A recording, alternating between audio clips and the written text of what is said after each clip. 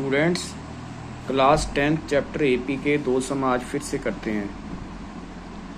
अब क्वेश्चन क्या है, find the sum of AP, यानी कि हमने क्या करना है, सम निकालना है। पहले हम क्या निकालते थे, nth टर्म, लेकिन अब क्या करेंगे, सम। सम मतलब एसएन।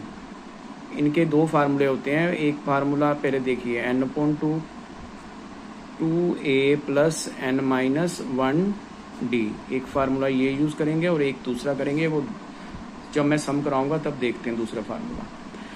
अब n/2 2a plus n-1d SN का फार्मूला है। तो जो फर्स्ट सम में कहता है AP 2 7 12, यानी कि हमें क्वेश्चन क्या दे रहा है, 2 7 12 अप टू 10 टर्म्स। कहने का मतलब ये है कि हमें a की वैल्यू भी दी हुई है और d की।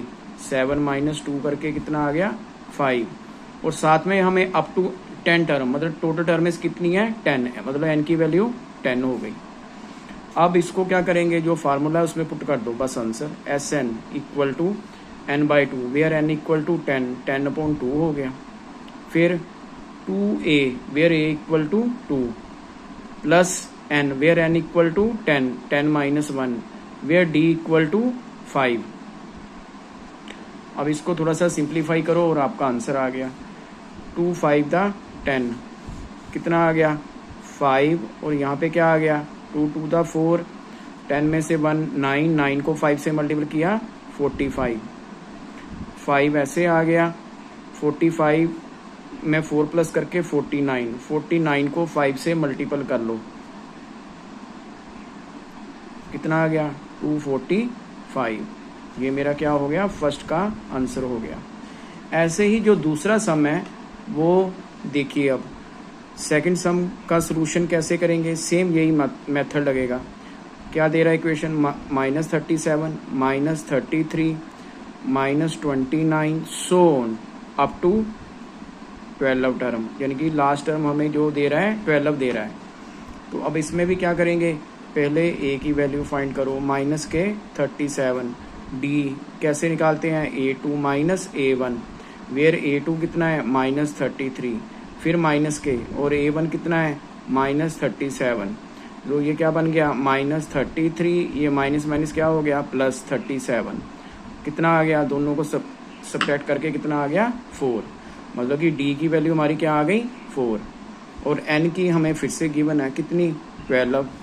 फिर से यही फार्मूला, कौन सा, Sn का, n/2 2a प्लस n-1d, इसमें वैल्यू पुट कर दो। n की वैल्यू कितनी है हमारे पास, 12, 12/2, 2a की वैल्यू कितनी है, -37, प्लस n, फिर से 12 - 1, वेयर d इक्वल टू 4। सारी वैल्यू पुट करने के बाद थोड़ा सिंप्लीफाई करो तो आपका आंसर 2 6 12, कितना आ गया, 6, अंदर दोनों को मल्टीपल किया, कितना आ गया, 74। किसको किया, 2 को 37 से मल्टीपल किया तो कितना आ गया, -74। अब यहाँ पे प्लस डाल के 12 में से 1 निकाल दिया, 11, 11 को 4 से मल्टीपल किया 44। अब फिर से वही 6 ऐसे लिखो, इन दोनों को माइनस कर लेते हैं, -74 और 44, कितना आ गया, 0 और -30, यानी -30 हो गया। इन दोनों को मल्टीपल करके आपका आंसर आ गया। 6 को किया -30 से मल्टीपल, कितना आ गया, 180, लेकिन माइनस के। ये हमारे 2 सम हो गए।